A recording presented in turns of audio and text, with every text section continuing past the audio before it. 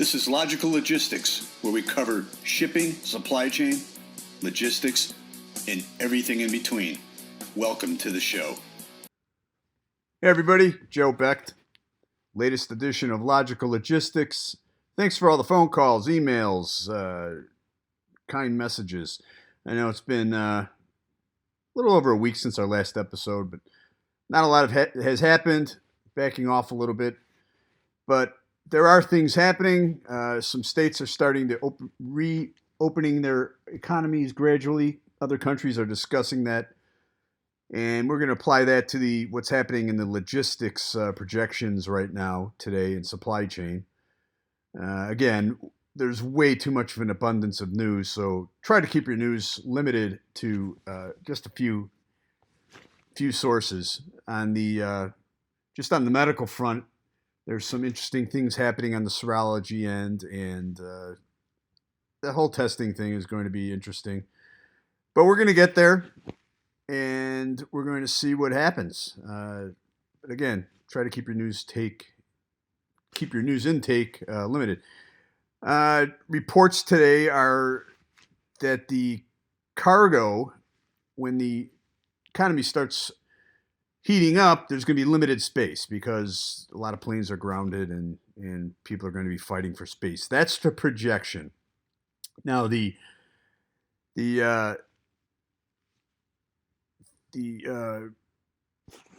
economy is being projected to start rebounding in late July, August, September. We'll see what happens there. But once that happens, everything else will ramp up, but capacity will be a challenge. Everything would be a challenge because everything was shut down so immediately, but eventually things will bounce back. We'll see how long that will take.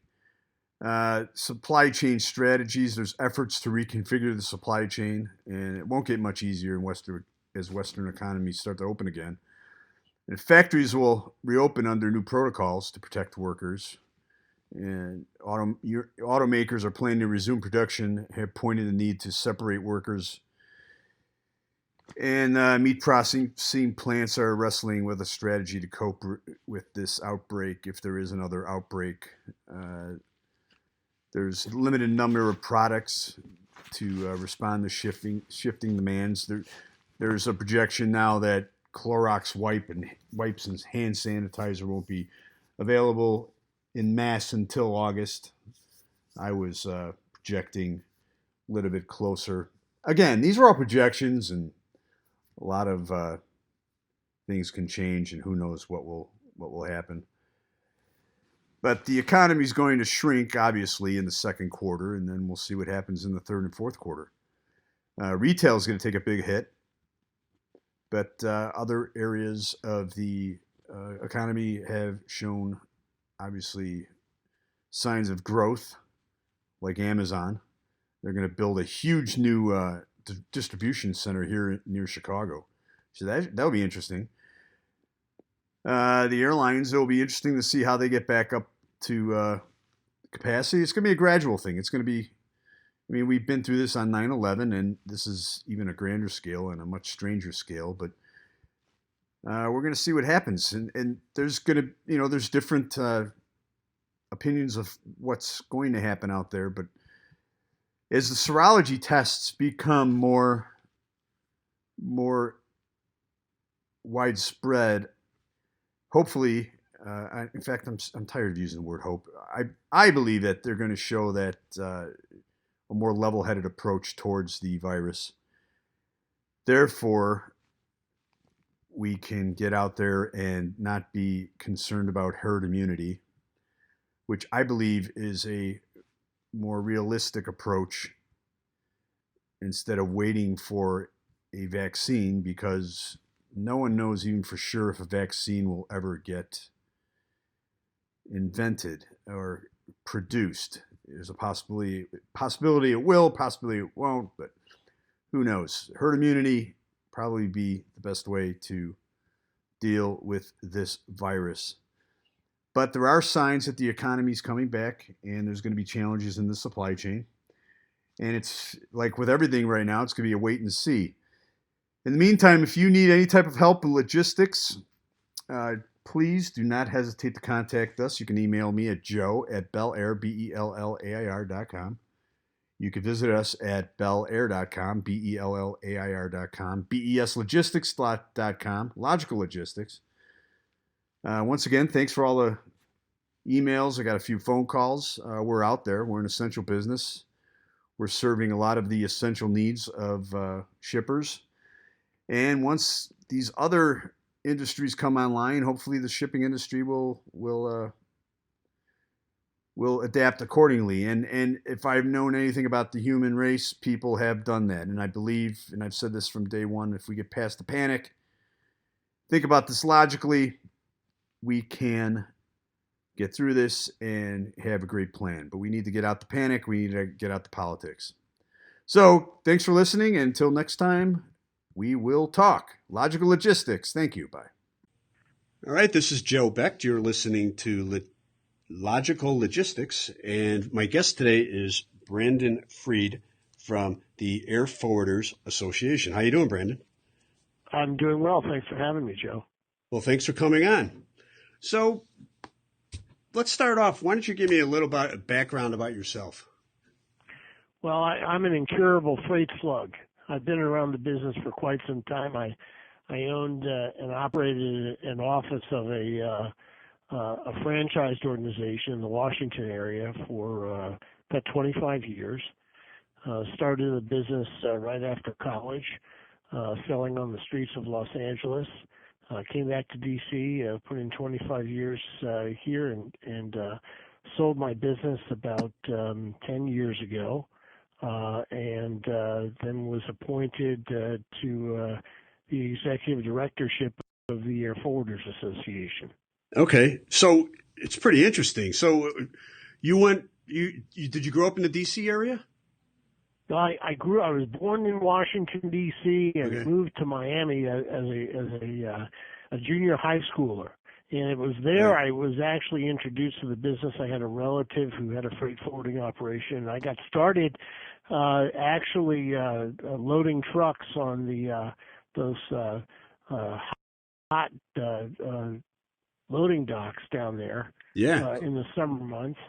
Then when my voice changed, I was able to go in. They invited me inside their office, which is a real luxury because they had air conditioning, and I was able to collect money over the phone. And then I did that in the summers during college. I went to college up at Syracuse University and graduated there in 1979, and then afterwards got into the business. Well, I can relate. I have somewhat of a similar experience of how I got into the industry as well. What led you out to Los Angeles? A relative had a small freight forwarding operation, and that was coincidental because I needed a job, and so out I went, and basically, those were back in the days when the sales process, I think, was a bit simpler. Certainly, the sales process we see today has the same elements. Back then, you could just pound on doors. And I remember going into companies in Los Angeles and actually having to explain to them the concept of overnight delivery. This is the end of the 70s where, Right. FedEx had only been in existence for, 6 or 7 years. Exactly. And their marketing had not ratcheted up to the level that we see today. Yeah. And, they certainly weren't as diversified. So I had to go in and take people by the hand and tell them that I was going to take their shipment out to the airport and put it on the next flight from Los Angeles over to New York, and that I had someone in New York who would actually deliver it the next morning. That was inconceivable to a lot of customers back then. Today it's commonplace, but back then it wasn't so much so. And that's kind of how I got started. I would knock on doors during the day.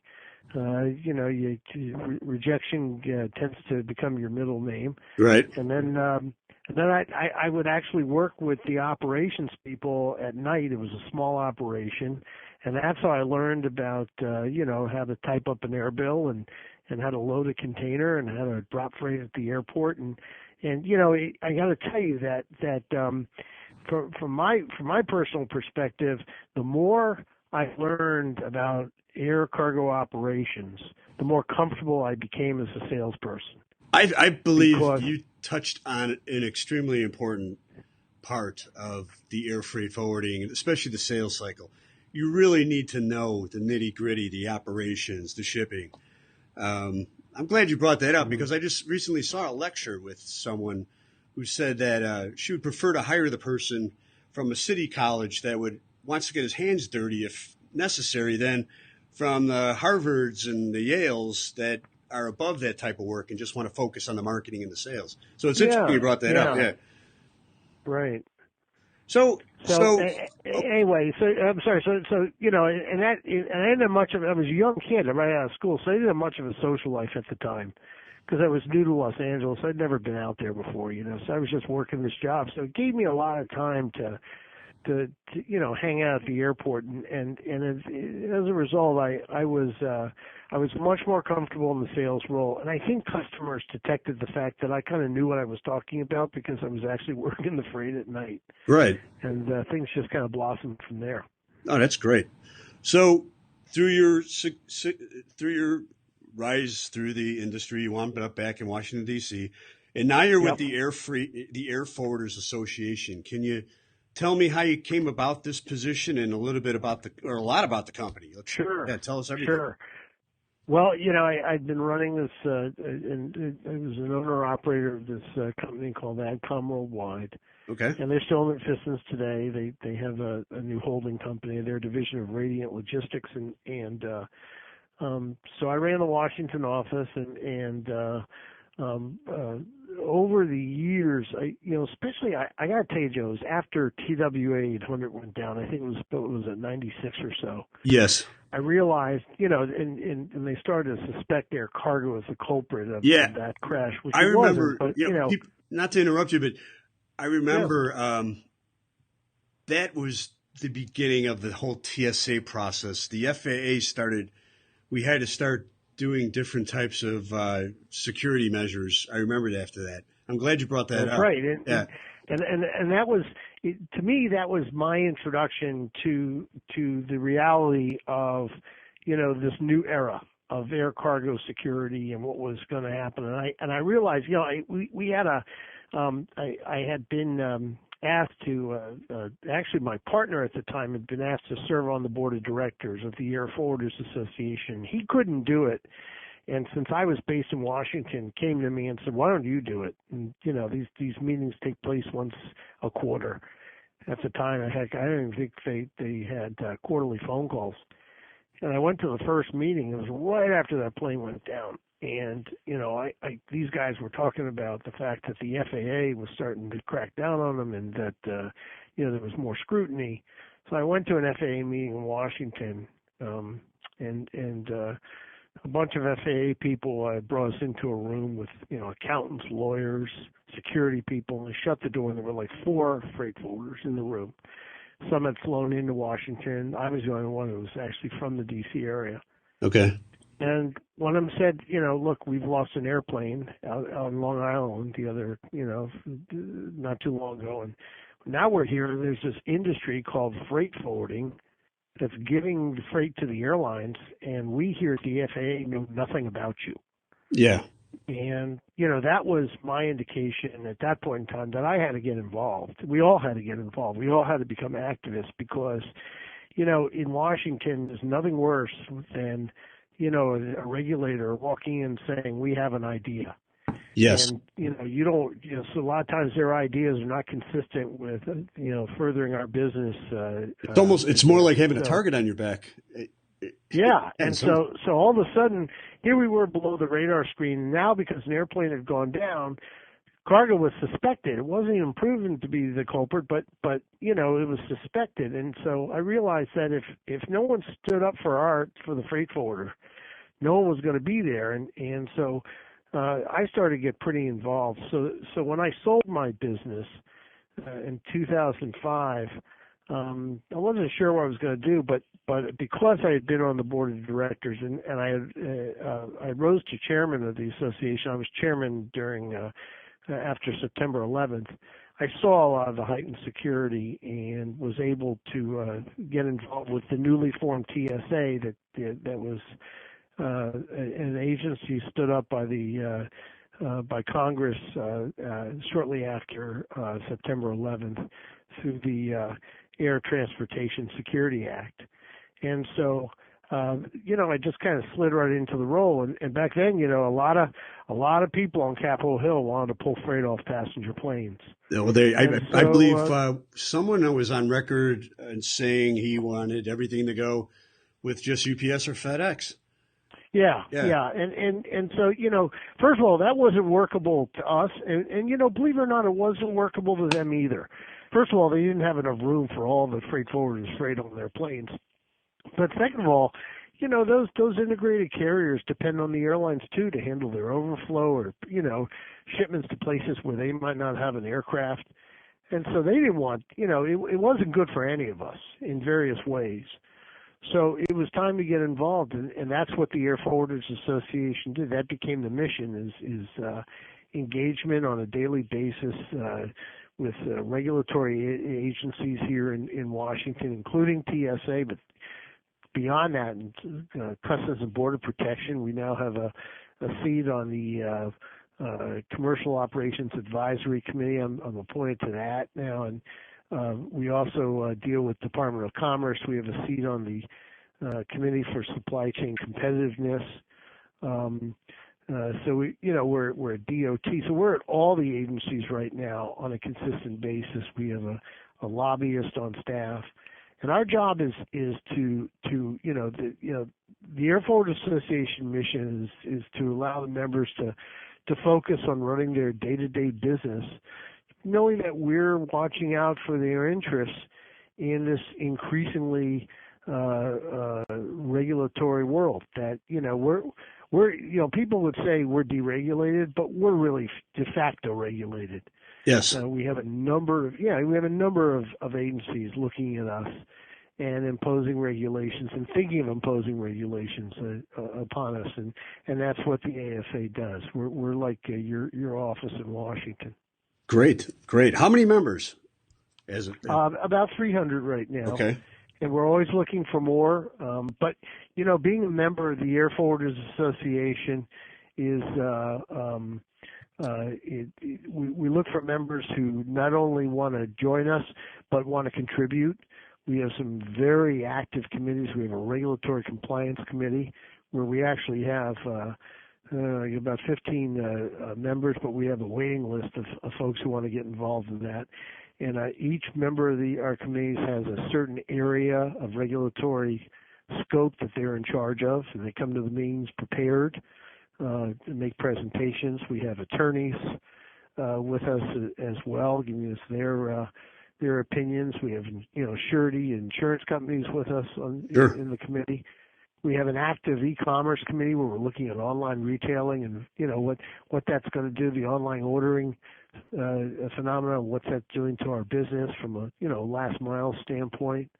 We have a conference committee, membership committee. So we've got a lot of activity going on here, and we by the types of companies that we have in the association, we run the gamut from what I call the intergalactics, your Kuehne+Nagel's, your Schenkers, your Panalpinas, okay, all the way, to the mom and pops, the Fred Freights of the world, the small guys as sure. well. And most of these companies play in the international arena, but most all also handle domestic traffic as well. Okay, so for focusing, that's great. I was going to ask you what kind of companies, and you hit a wide array of different companies. How does the smaller company take advantage of what you have to offer as far as members? Well, one of the things that's small, I think what you need to do is when you first join the Air Forwarders Association, we add you to what we call our airmail list. Airmail is this emergent message system that we put our members on so that you could see what we're following. And we don't send a lot of junk. So if you hear from us, usually it's because I want you to know something. We sent a couple messages on Friday, as an example, about a requirement that's coming up where forwarders are going to have to make sure, or shippers are going to have to make sure ocean containers are weighed before they tender, starting in July. Okay. That's a concern. We had a frequently asked questions document that our regulatory compliance committee put together. We have the automated commercial environment, the ACE system, which is a single window that President Obama has ordered the U.S. government offer as its or impose as its interface when you're trying to clear goods coming into the United States as well as export. We're looking at export regulations that are being proposed right now, where the forwarder is going to have to do a lot more than they currently do. So the thing I would say to the smaller member is make sure you're on the airmail list. You don't hear from me, that means that it's getting stuck in your spam trap. So make sure that those are clear and they'll accept us. The other thing is get involved. Okay. Join a committee. Get on top of it, because the most you get out of you'll get the most out of your membership when you're involved and you're in there and you have your sleeves rolled up, and we realize that we're a member organization and we're about our membership doing things to advance the association. Yeah, that's great. It's something that is just a wonderful And organization. one other thing, Joe, one other thing, if I can, I want to mention this. It's important. I think the most important aspect of being part of the Air Forwarders Association is the networking that we do. The learning is good too. I mean, we've got monthly webinars that we introduce, and we cover all kinds of topics. Federal Corrupt Practices Act. We're doing one now. We're building one now. We're going to do one on doing business, how freight forwarders are going to kind of impact doing business with Cuba is going to have on freight forwarders. So we cover all kinds, hazardous material issues, that type of thing. Sure. But it's all about getting involved in the networking. We have an annual conference. Our annual conference is coming up in June 8th through 10th. It's going to be out in Phoenix, Arizona, and going to the conference, getting involved through the networking. We've got great speakers out there. We've invited the commissioner from Customs and Border Protection, the administrator from the TSA, and several other informative speakers. And we deal with issues that help the small forwarder run his business. Oh, that's great. That's great. Now, is going to the industry as a whole, what differentiates air forwarders from other companies in the industry? So, forwarders are by their very nature problem solvers. And, generally speaking, when a customer comes to us with a logistical challenge, it's the forwarder that says, tell us what you need to accomplish, and we'll come up with the best solution to make it happen. And that's why, it's funny, Joe. People say, well, with the rise of online ordering and electronic data transfer, I mean, the forwarder is going to ultimately be out of business. And I say that's not the case, because we are, it's not the planes or the trucks that are delivering the freight, it's the people. Yes. And there's a lot of interaction that takes place. As you know, I mean, you've been in the business for a while. You know the type of interaction that takes place. Oh, yeah. I think that, that's not to say that forwarders shouldn't have, electronic ordering platforms. They should be making it easier for the customer, but never, ever shut your phone off, and never lose that personal contact with the customer, with the shipper. I think that in the end, they really need some hand-holding, and they need the creativity and the advice that these freight forwarders have through their years of experience in solving complex logistical issues. I think that's quite an advantage and challenge, considering how much companies want to deal just with email and get away from that personal contact. But I believe entirely with you that personal contact to solve problems is essential. Yeah, and I'll tell you, I get a lot of email every day here at the association from members who've got questions about upcoming regulations, TSA issues, or whatever.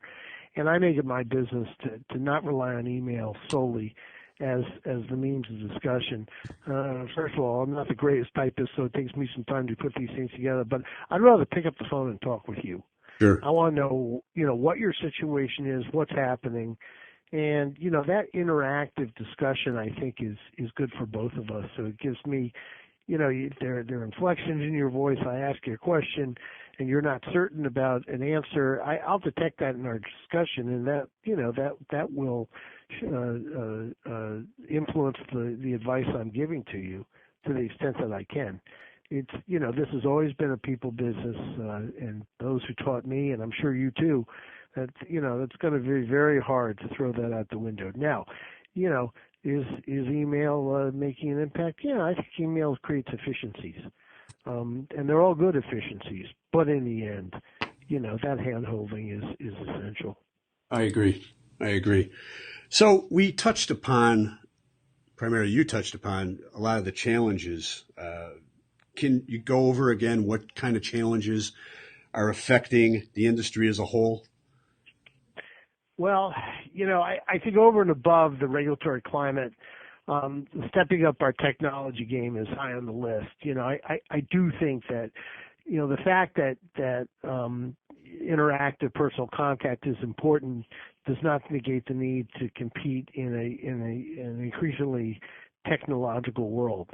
And I think that, as we progress, how we communicate with our airlines, and our regulators in terms of filing of shipping documents needs to be streamlined.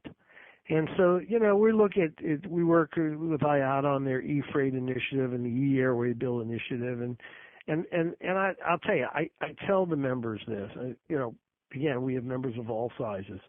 And when it comes to stepping up your technology game, there is no one-size-fits-all solution. So I urge you to go out there and check and see what's available to suit the needs of your company. But I will tell you that as time progresses, a lot of the ordering, a lot of the transactional activity that you see in this business is going to be online. You need to have a strategy in mind to deal with that. And there are lots of providers within our membership, who have solutions in place, and I think those are always worthwhile to talk to. But hiding your head and saying, well, I have a typewriter is probably not the ideal solution for future growth. Yeah. And I also, I got to tell you, Jay, I mean, the companies you're doing business with, they want you to be progressive. They don't want to spend all the time on the phone with you. They need occasional hand-holding, but, they want to get a POD. They don't want to have a conversation with you. They want to be able to look at it quickly. You know how that is. Yes. So not participating, I don't think is an option. And it's not just, unique to air forwarders. This is a global economy. And, companies on the grow have made significant technology investments, which, by the way, for freight forwarders are getting cheaper by the day.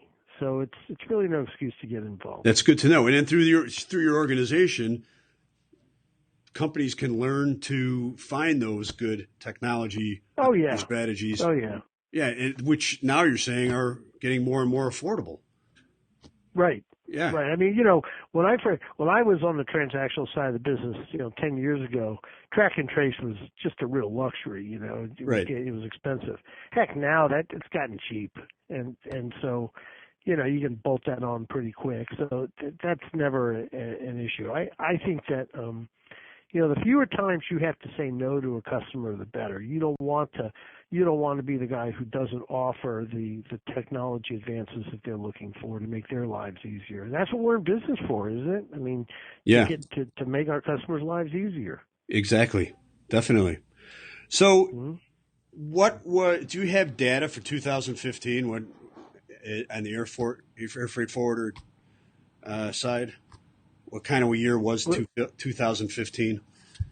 Well, we don't do a lot of extensive data analysis. We depend on the likes of IATA and others for that. We do take surveys on occasion, but you got to remember that a lot of, here in the United States, you got about 4,300 forwarders who are registered with the TSA. Yeah. That they have to be if they're going to be shipping air freight. Right. And so that's a pretty big group of forwarders. Now, some are the big intergalactics that I described earlier. Some are the medium-sized companies, and then there's some are with a guy with a telephone book and a phone sitting at a bridge table. So Right. So it varies, and, So and a lot of these are not public companies. On average, what do you think yearly billing is, factoring in the higher end shankers to the lower end guy sitting at home and brokering freight? Yeah, great question. I would say that on average, the billing is probably in the $1 million range, but right. Obviously, heck, you've got the big guys, and they have billions of dollars a year. Exactly. But I think that in terms of I think a different question might be, how do things look? What is how do freight forwarders see the world right now? That was my next question. And yeah, and right. What the projections are. These are challenging times. The business has been challenging, and so some might say, well, only the strong survive. I would say that only the most creative will survive long term, and so there are a lot of influences in the world impacting the U.S. economy. Last year this time we were dealing with fuel costs. Yes. Gas was $4.50 a gallon. Now it's $2.50 a gallon. It's even lower. It's lower here. Yeah, it's lower, right? Yeah. So I mean, I was out in the Midwest a couple of weeks ago, and it was even lower. So the point is that fuel is becoming less of an issue. But I mean, there are lots of questions we need to be asking. Why certain carriers are still charging for fuel. But that aside, for the time being, we need to look at fuel as an overall economic indicator, and a low fuel costs might seem good on their face, but it's also an indicator, the economists say, of a global economy that is not very productive. Right. Because or a glut of gas, but really it's because the glut of gas is caused because there's no demand for it. Yes. Not a real great situation for a business that transports goods manufactured. So that's an issue. I think, the high U.S. dollar has made exports in the United States more expensive for other countries, so that's an issue. Yeah. And then, of course, we can't forget about what's going on in China. They're Exactly. a big manufacturing center, and now it's starting to die down a bit. They have a growing middle class over there. I've been spending some time over in China. I was just over in Shanghai, and I've noticed that, this upwardly mobile middle class is becoming more demanding, and that means they want more in terms of their own compensation, wage growth. And, when you're manufacturing at the lowest level possible because you're selling to Walmart or whoever else, you're going to look for the cheapest manufacturing source. And, a lot of that is shifting over to the West in places like, Vietnam and Yes. and Thailand, other countries where it's less expensive. So in India, and I think that we're going to see far more growth there. But, like India, the problem is infrastructure issues. It's funny.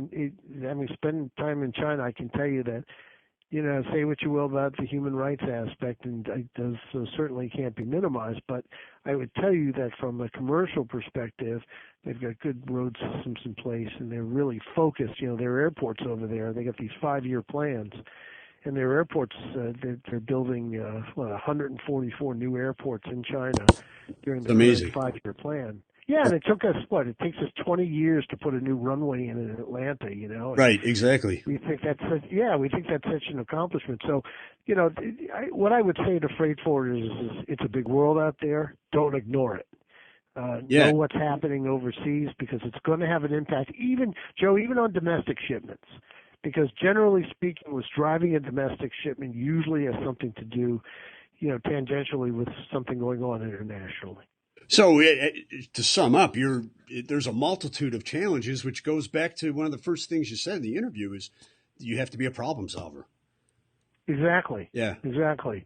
And you have to have a sense of what's going on in the world. I mean, I tell that to my kids who are just starting out in their careers. don't be that guy who doesn't read a newspaper. But you have to, have a good understanding as to how all this is fitting in. And, and by the way, and something I didn't mention earlier, hey, the Panama Canal is widening.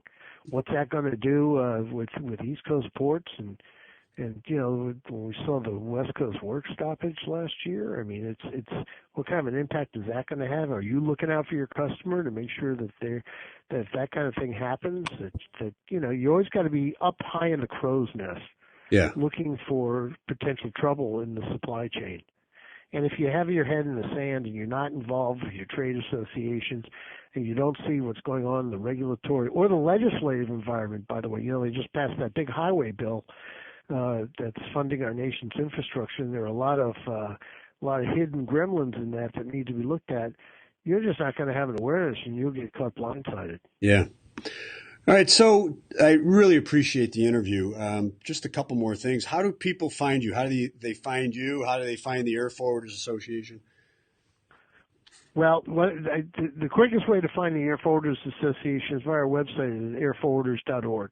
Okay. And of course, we're one of the things I do is I write a monthly editorial in the Air Cargo World, and talking about issues that affect forwarders, and I'm always looking for ideas, and I want to address issues I think that forwarders need to be looking at.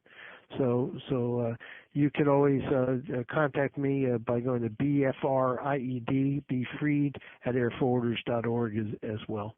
Great. And I can attest that your communication is immediate and just great. So if you're out there and you want to contact Brandon, it's very easy to do. Finally, so the goal of this podcast is to talk about the term logistics. It's thrown out there so often. You see it on every truck. You see it in big companies. What I'd like you to do to finalize this interview, how would you define logistics? What does the term logistics mean to you? Well, from a forwarder's perspective, that's easy. Meeting our customers' expectations consistently and seamlessly whenever. And I think that's what we're all in business for. This is a relationship-oriented business, and customers will come to us with all kinds of expectations. Every challenge is different. There's very little routine in the freight forwarding business. And that's what I like about it. That drives my passion, and I'm sure it drives yours as well. Yeah. Well, I'd like to thank you so much for joining us here at Logical Logistics. Once again, this is Brandon Fried, and you can reach him at, what was that again? Could you say it one more time? BFRIED, BFried at airforwarders.org, or look at our website at www.airforwarders.org. Thank you so much for joining us. Hey, thanks for listening to the show. If you want to drop us a line, email us at becht5@comcast.net. You can leave comments, or if you want to be a guest, becht5@comcast.net. Also, make sure to review us on iTunes or other media outlets that we're located on, and we'll see you next time on Logical Logistics. Click the subscribe button for new videos every week and download us and review us on iTunes. Visit www.beslogistics.net for more logistics, transportation, and warehousing resources. Thanks for watching.